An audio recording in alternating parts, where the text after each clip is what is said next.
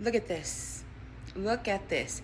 Just listen to what this Muslim teacher has to say about what the Quran says about the killing of Jews and Christians. Listen to this.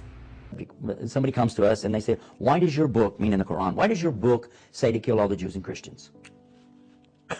Well, first of all, it doesn't say that. But still, we reply back by saying, thank you for asking me about my religion. In Islam, we cannot lie. We have to tell the truth, and we have the proof to back up what we say. But sometimes people say things that are in the question is not true. So let's deal with this. What does it say in the Quran?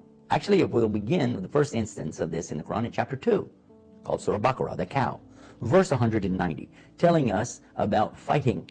And it says, you fight them where they fight you. But if they stop, you stop. Because otherwise you become the transgressor. Verily, Allah does not love the transgressors. Next verse, and kill them wherever you find them, and turn them out from where they turned you out. But again, it's reminding you, you have to stop if they stop. Now, let's deal with a couple of words here. Actually, in Arabic, it really doesn't say fight, and it really doesn't say kill. You know, it does and it doesn't. Let me explain why. The word fight, sometimes translated as slay, slaughter, and things like this, doesn't really work. Let me explain why. The word in Arabic doesn't change. It's from the same root. It's qitl or qital. The first instance, it's talking about engaging in mortal combat. That's why it uses a form of this word. It's not fight like put up your dukes or martial arts or something like that. No, it's the kind of fighting that can result in death. It is combat. So use combat here and you'll see how it makes sense. Combat them if they combat you.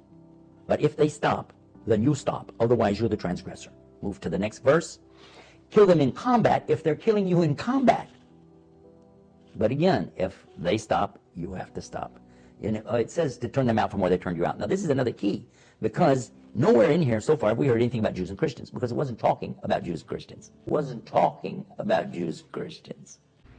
So if the Quran does not teach to kill Christian people, and if the Quran teaches to only fight against those who fight against you and to stop when they stop, why? Why are so many Christians, and not just Christians, why are so many people across the globe being slaughtered?